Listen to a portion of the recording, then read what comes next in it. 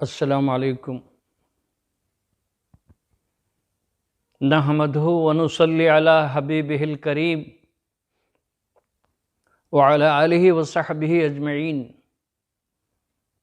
اما بعد فاعوذ باللہ من الشیطان الرجیم بسم اللہ الرحمن الرحیم انا نحن نزلنا الذکر وانا لہ لحافظون صدق اللہ العظیم وصدق رسولہ النبی الامین الکریم ونحن علی ذلک من الشاہدین والشاکرین والحمد للہ رب العالمین۔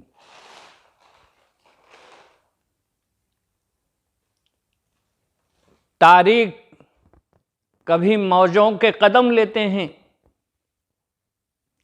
تاریخ کبھی موجوں کے قدم لیتے ہیں، خالد کبھی ہاتھوں میں علم لیتے ہیں، ہر دور میں اٹھتے ہیں یزیدی فتنے، ہر دور میں شبیر جنم لیتے ہیں۔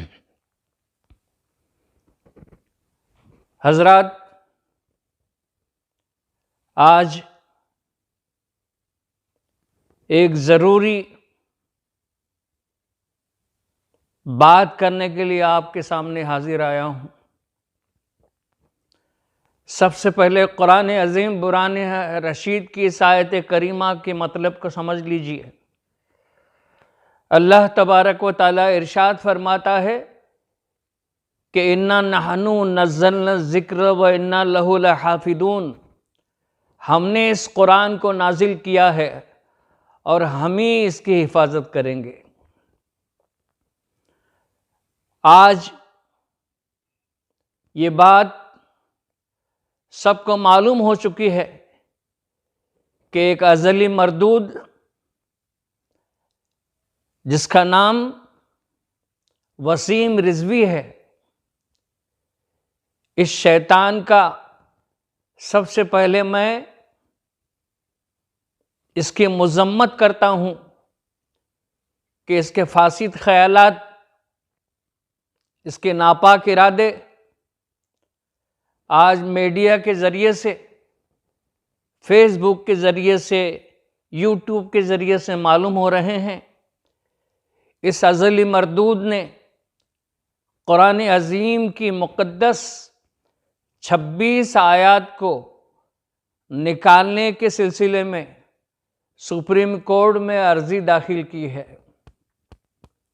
میں بتاؤں کہ یہ حرامیوں نسل ایسا مردود ہے کہ اسے عربی کے عین تک معلوم نہیں ہے، اور یہ قرآن پاک کی 26 آیات نکالنے کی بات کرتا ہے۔ اس زمانے کے دور ماضیہ میں وہ عربی زبان پر عبور رکھنے والے لوگ جو فصاحت و بلاغت کے مالک تھے،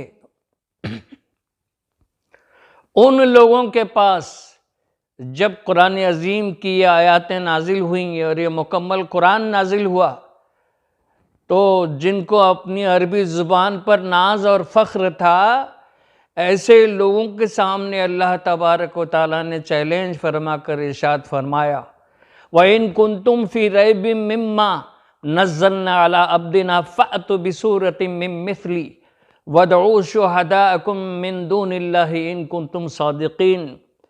جو تمہارے دل میں شبہ ہے قرآن پاک اور اس کلام کے بارے میں، اگر تم سچے ہو تو قرآن کی ایک صورت ہی پیش کرو اور بنا کر بتاؤ، لا کر دکھاؤ۔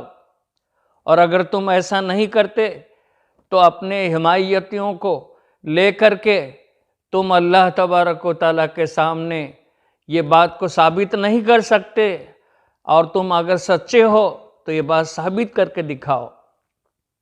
سورہ بقرہ شریف کی آیت نمبر 23 میں اللہ تعالیٰ یہ ارشاد فرما رہا ہے، اور یہ مسلمانوں کے لیے، قرآن کے لیے اور اہل اسلام کے لیے یہ کوئی نیا فتنہ نہیں ہے وسیم رضوی کا۔ ایسے نمرود کی شکل میں، حامان کی شکل میں، فرعون کی شکل میں، قارون کی شکل میں انسانیت کو تباہ و برباد کرنے کے لیے انسانوں کو پریشان کرنے کے لیے اس نے ایسے فتنے اٹھتے رہے ہیں۔ اور آج اس 15ویں صدی میں یہ ایک نیا یزید پیدا ہو گیا ہے جو قرآن کی آیتوں کو نکالنے کا مطالبہ سپریم کورٹ سے کرنا چاہتا ہے۔ ہمیں ہماری عدلیہ پر بھروسہ ہے، ہمیں ہمارے اس ملک کے سنویدھان پر یقین و بھروسہ ہے۔ یہ ایسے ظالموں کی عرضی جو ہے سپریم کورٹ قبول نہیں کرے گا، بلکہ اس خبیث کی عرضی کو خارج کر دے گا، ہمیں یقین ہے۔ ایسے مردود بار بار مسلمانوں کو یہاں رہنے والی دیگر مذاہب کے آبادیوں میں نا اتفاقی پیدا کرنے کے لیے یہ برسر پیکار آتے ہیں۔ ان کا مذہب سے کوئی تعلق نہیں ہے، اور یہ اپنے آپ کو اگر شیعہ کہتا ہے تو اہل تشیع نے بھی اسے اپنی جماعت سے خارج کر دیا ہے۔ آج یہ اس ملک میں خود تنہا رہ گیا ہے، اس کا خاندان اس سے الگ ہو گیا ہے، اس کی بیوی اور بچے اس سے الگ ہو گئے ہیں، اور یہاں تک کہ حال ہی میں لکھنؤ کی سرزمین پر سنی علماء اور اہل تشیع نے مل کر ایک بڑا جو سمیلن قائم کیا تھا، جس میں علل اعلان کہہ دیا گیا کہ یہ خبیث جب مر جائے گا تو اسے قبر میں دفن نہیں کیا جائے گا، کوئی عالم دین اس کی نماز جنازہ نہیں پڑھائے گا۔ اب اس سے زیادہ ذلت اور پھٹکار اس مردود کے لیے کیا ہو سکتی ہے؟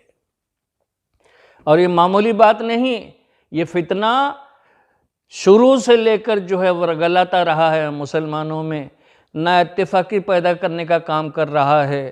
میں اپنے دیگر مذاہب سے وابستہ اپنے خاص کر کے ہندو بھائیوں سے گزارش کروں گا کہ ہم ایک جہتی کے ساتھ اس ملک میں رہتے ہیں، ہماری ایک جہتی ہمارے اتحاد و اتفاق کو یہ ظالم خبیث توڑنا چاہتا ہے، ہمارے اندر نفرت کی دیوار وہ قائم کرنا چاہتا ہے۔ اس مردود کی باتوں میں نہ آئیں۔ اسلام کو چیلنج کرنے کے لیے ہر دور میں ایسے فتنے پیدا ہوتے رہے ہیں۔ یہ ظالم خبیث، اس کا اسلام سے کیا لینا دینا؟ میں کہتا ہوں ارے خبیث، اگر تجھے اسلام کی ضرورت نہیں، تو اسلام کو نہیں مانتا، قرآن کو نہیں مانتا، تو اپنا نام بدل دے، کسی اور مذہب میں چلا جا، تجھے کون روک رہا ہے؟ اور تیرے جیسے لوگوں کی اسلام میں کوئی غرض بھی نہیں ہے، کوئی ضرورت نہیں ہے۔ تیرے جیسے ظالم انسانوں کے ذریعے سے، خبیث انسان کے ذریعے سے آج لوگوں میں نا اتفاقی پیدا ہو رہی ہے، لوگوں میں جو ہے شک و شبہ کا لوگ شکار ہو رہے ہیں، صرف تیری وجہ سے۔ تیری حیثیت کیا ہے؟ تو ہے کون جو لوگوں کے سامنے اپنے اندر جو ہے گستاخی کر کے، قرآن کے خلاف بول کر، مسلمانوں اور اسلام کے خلاف بول کر تو دنیا میں یوں مشہور ہونا چاہتا ہے؟ ارے ظالم، سوچ تیرا کیا انجام ہونے والا ہے۔ آج ساری دنیا میں تو نے اسلام کو ذلیل اور بدنام کرنے کی کوشش کی۔ ایک ایسا مقدس کلام جس کی تعریف میں بڑے بڑے پنڈت اور بڑے بڑے ہندوؤں کے وہ سوامی جو قرآن سے واقفیت رکھتے ہیں، جو شوق سے قرآن کو جانتے ہیں، انہوں نے تعریف کی ہے اس قرآن پاک کی، اور تو کہتا ہے کہ 26 وہ آیتیں جس میں آتنکوادی کا درس دیا جاتا ہے، اس میں بہکایا جاتا ہے، اس میں آتنکواد پیدا کیے جاتے ہیں، جہاد کا درس دیا جاتا ہے۔ یہ تیرے خبیث ناپاک خیالت تو کہاں سے لے کر آ رہا ہے؟ قرآن میں یہ سب کچھ نہیں ہے۔ اور جو جہاد کے نام پر آتنکواد کا درس دیتا ہوگا، میں کہتا ہوں مسلمان نہیں ہے، اور جو مسلمان ہے وہ آتنکوادی نہیں ہو سکتا، اور جو آتنکوادی ہے وہ مسلمان نہیں ہو سکتا۔ یہ اسلام کا فیصلہ ہے۔ اسلام نے اپنے ماننے والوں کو اور اس دھرتی پر رہنے والے سارے دنیا کے لوگوں کو امن و شانتی کا درس دینے کے لیے آیا ہے۔ اس میں فساد نہیں ہے، اس میں انسانوں پر ظلم کرنے کی شکشا نہیں ہے، اس میں انسان کو امن و امان سے اچھی زندگی گزارنے کا قرآن درس دیتا ہے۔ اسے کیا مطلب قرآن سے؟ یہ قرآن کے سامنے ایک طفل مکتب کی بھی حیثیت نہیں رکھتا۔ اور آج یہ قرآن عظیم پر انگلیاں اٹھانا چاہتا ہے اور قرآن سے قرآنی آیات کو نکالنے کا مطالبہ کر رہا ہے۔ تجھ پر اللہ اور اس کے رسول اور سارے فرشتوں اور سارے انسانوں کی لعنت ہے، اور تو دیکھے گا کہ بہت جلدی تیرا دردناک انجام ہونے والا ہے۔ خدائی عذاب میں تو گرفتار ہو کر تو مبتلا قہر خداوندی ہونے والا ہے، لہذا تجھے اپنے انجام کی پرواہ نہیں ہے۔ اور آج خامہ خام اس ملک میں، اس انڈیا کی سرزمین پر، اس ہندوستان کی سرزمین پر، وہ غریب نواز، وہ صوفی اور سنت جنہوں نے بھائی چارگی کا درس دیا تھا، ایسے ملک میں تو امن و امان کو خراب کرنا چاہتا ہے۔ آج تو کہیں کا نہیں رہا ہے، نہ تو اپنی جماعت سے ہے، نہ تو انسانوں میں ہے۔ تیرا وجود اس دھرتی کے لیے بیکار ہے، اور اللہ تبارک و تعالیٰ کے قہر کی بجلیاں بہت جلد تجھے اپنے چپیٹ میں لینے والی ہے۔ ہم حکومت وقت سے مطالبہ کرتے ہیں کہ فوراً اس ظالم کو گرفتار کیا جائے اور اسے پھانسی کے پھندے پر چڑھا دیا جائے۔ یہ سارے قوم مسلم کا مطالبہ ہے۔ وَمَا عَلَيْنَا إِلَّا الْبَلَاغُ۔ جاتے جاتے میں آپ سے کہوں گا کہ ہے قول محمد قول خدا، فرمان نہ بدلا جائے گا، بدلے گا زمانہ لاکھ مگر قرآن نہ بدلا جائے گا۔ السلام علیکم۔